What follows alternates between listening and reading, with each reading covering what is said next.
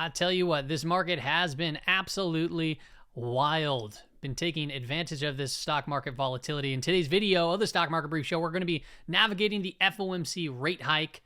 Securing our portfolios is what we do. We're going to hop right into it today. We got a lot to discuss. So, like I said, it's been a pretty bullish overall looking price action. In my swing trader and Discord community, I just posted like 8 or 9 different trade ideas and a few more prior to that. They're all really bullish setups.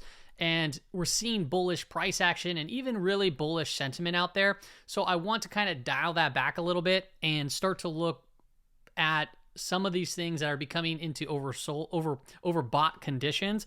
Because if you got to just be very tactical here. The volatility, it hasn't gone away. And we can, wake up tomorrow and the FOMC comes out and then all of a sudden most of these gains could be wiped out. So we really need to focus on risk. We can't get FOMO'd in to all this stuff despite seeing positive price action. We need to tone it down and really pay attention to order flow on this big day coming up tomorrow. So yeah, 11 sectors. What led the way? Energy, financials. Look at those two were getting beat down the most, right? They were getting beaten down and we're seeing a reflexive bounce. Consumer discretionary was really led the way there with Tesla. Tesla was up monster, and I think there was some interesting news that came out. Don't know too much about that. And then from a negative standpoint, consumer staples and utilities down there towards the bottom, that is more defensive names. So it does seem like a very risk-on type of day. Now, this is kind of what I want to get into is the zones. There are a couple of interesting things that are taking place, but before we really get into the zones, you have to understand what this is. This is really just a helpful tool that I share with the Discord community to really navigate and see the markets from a wider perspective of what could be overbought and what could be oversold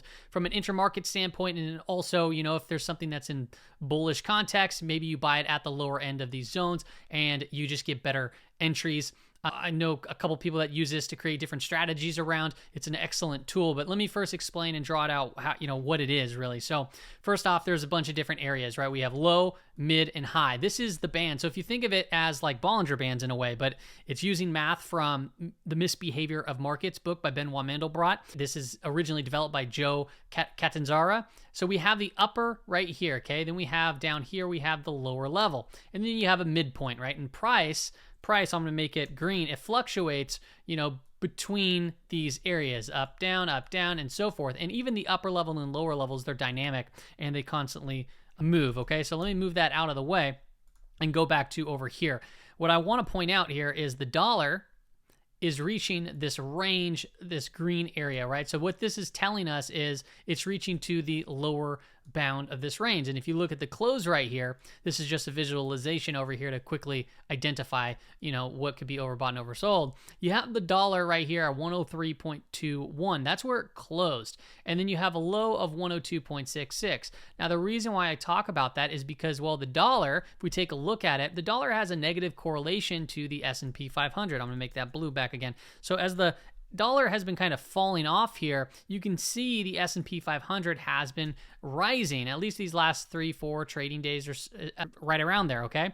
So if the dollar is reaching to its lower range right here, and it's going to find some stability or potential support, I'll go into that chart later, and that chart, and what is going on right now, there it is, okay, here we go. If it's going to find some stability up in this area and it starts bouncing, can that potentially slow down the process of this kind of a strong move in the S&P 500. So we got to be, somewhat aware of that.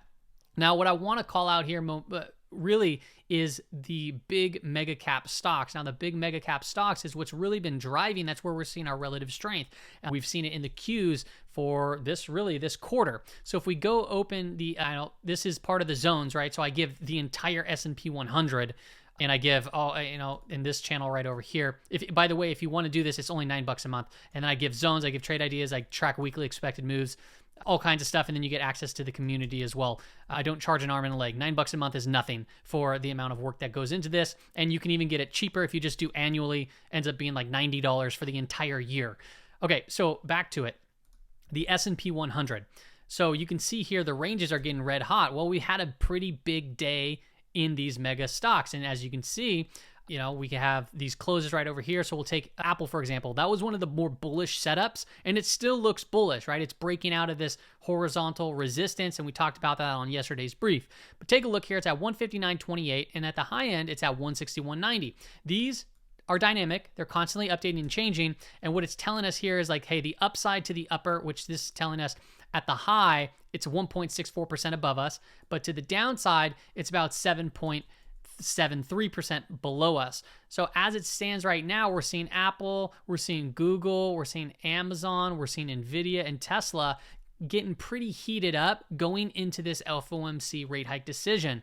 So if the Fed, rug pulls us, this could all pretty much take all the red off the screen and then go back to white and or potentially even start turning into light green. Now, another thing that I want to call out here, so this is really helping us determine where the market may be overall from a implied volatility standpoint using expected moves. If I take a look at the Qs right now from an expected move standpoint, where are Qs right now from a monthly standpoint? This line right here is the monthly expected move for the Qs. So yes, price action looks very bullish. We're seeing a lot of breakouts. I'm seeing a lot of good setups, but I just want to proceed with caution, right? Proceed with caution in this environment because these levels can act as a potential area of resistance, or if the Fed does come out and say something that the market does not like, it could really push back away from these levels. And we'll get more into the 15-minute time frame momentarily, but I wanted to call out here, price is pulling into a prior area where we saw bears step up before,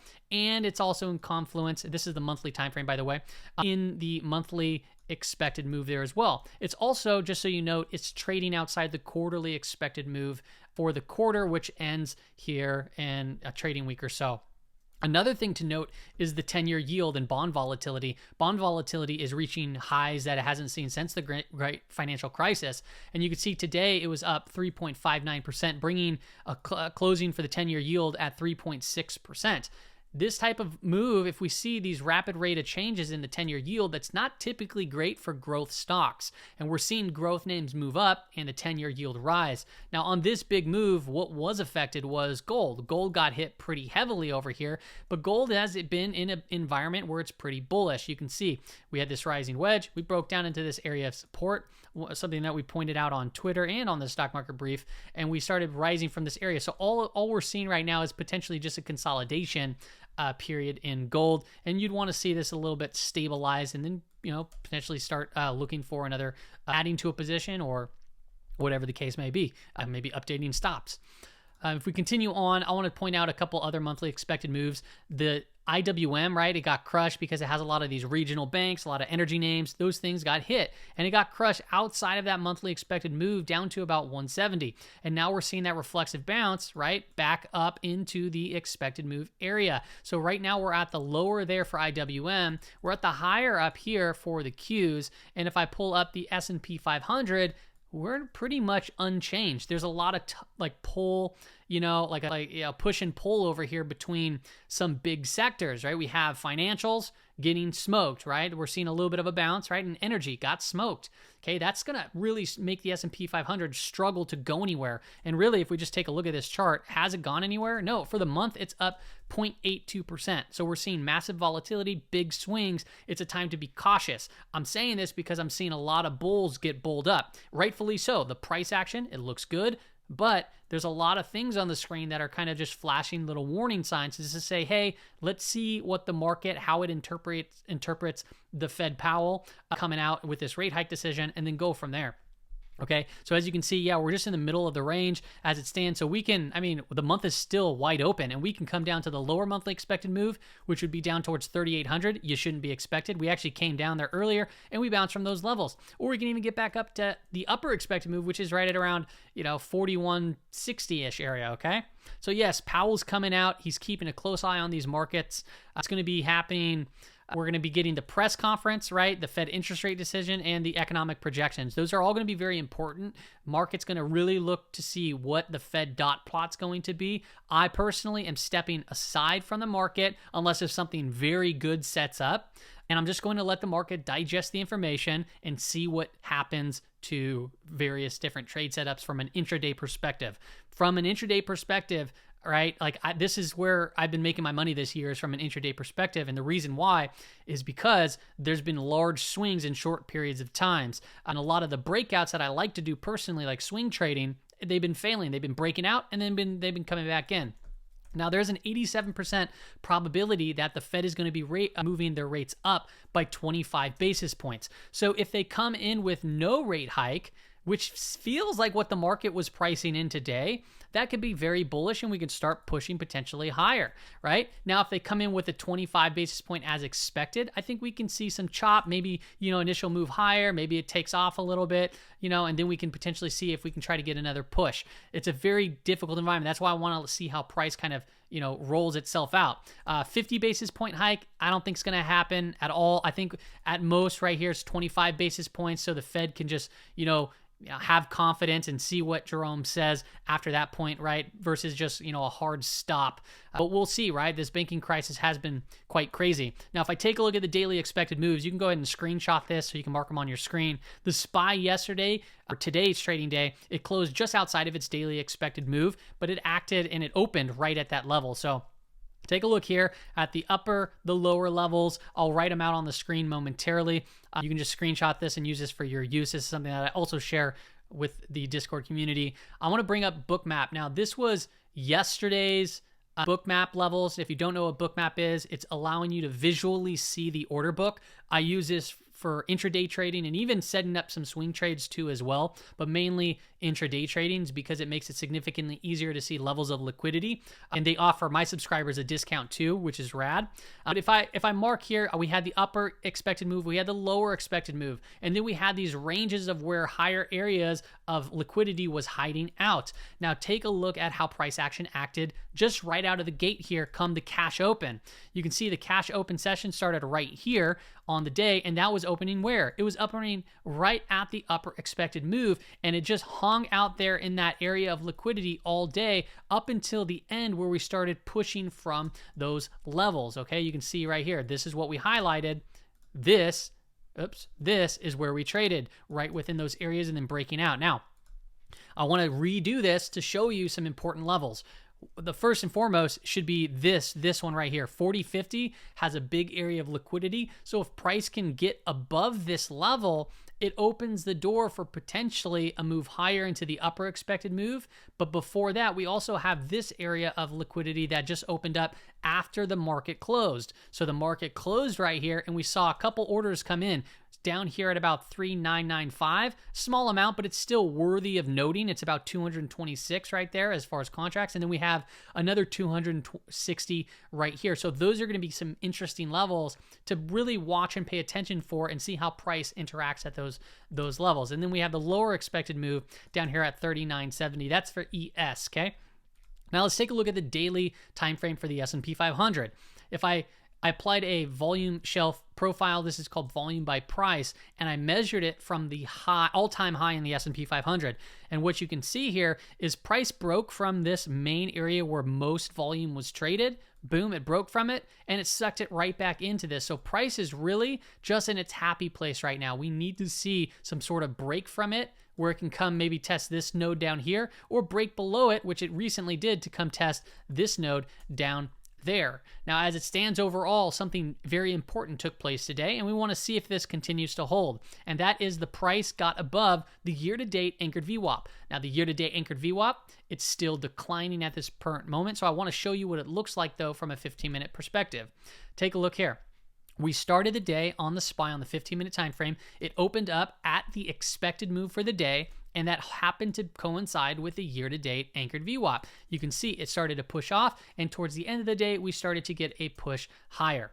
All right, now what's bullish about this overall is that we're above a 5-day moving average. We're above the week-to-date average, right? This is just a couple of trading days in the week. And then we're above the month-to-date anchored VWAP, and we're above the year-to-date anchored VWAP there too as well. So that is pretty darn bullish in my opinion, right? So now I wouldn't necessarily go chase this like crazy, because you could look at this and you'd be like, well, actually, Michael, price action's contracting, right? We had an expansion. Now price is coiling up and tightening up in a wedge formation. This looks like we can start cracking down and heading lower, and that's a possibility, right? But as it stands right now, the dips are getting bought. So the same thing goes from yesterday's brief. This is the key level to watch right here. We don't want that to break, and it didn't. We got the move higher. Now you're going to want to watch the low of yesterday too. And as price action continues throughout the day going into tomorrow's trading session, the 5-day moving average is going to start moving up. The month-to-date anchored VWAP is going to move up. And then we have the week-to-date is really cranking right here too as well. We had a strong move there towards the close. So if price needs to digest a little bit, start to look for a potential pullback into the week-to-date moving anchored VWAP. That could be a good level to watch. As far as other levels to watch from the upside, we have the daily expected move here at 404.55 and the upper weekly expected move at 402.01. So if price starts getting up into these levels, I think, and it's a strong move, boom, we might fade back into it, right? We still have a long trading week left, right back into that 402.01, potentially bring back in within it lower. If we start coming back down to these levels, that could be a potential area where we might find confluence for support, meaning, right, we had price bounce from here, price bounce from here, price almost came down to there. And then it would be the daily expected move. It'd be right by that inclining 5-day moving average. It'd be by the month-to-date and week-to-date anchored VWAPs there too as well. Okay, so those would be some key areas that I try to look to build positions and get a little bit more aggressive at. The last thing I want to note is just a couple indicators here, the RSI and the PMO. The PMO is flat as price action went higher, and the RSI is showing a negative divergence too. So if I zoom out here and knowing that, we have that rising wedge pattern on a negative divergence on the RSI. So yeah, I wouldn't be chasing this necessarily. Even if it were to start up here, I would want to see price digest, see what happens, how the order flow takes place when the Fed talks and when it's all over and said and done with, and then start to execute my orders. That's all I got for you on today's episode, everybody. Hope it helps out and hope it gave you some insight as to what it is that I'm looking at going into this FOMC rate hike. See ya.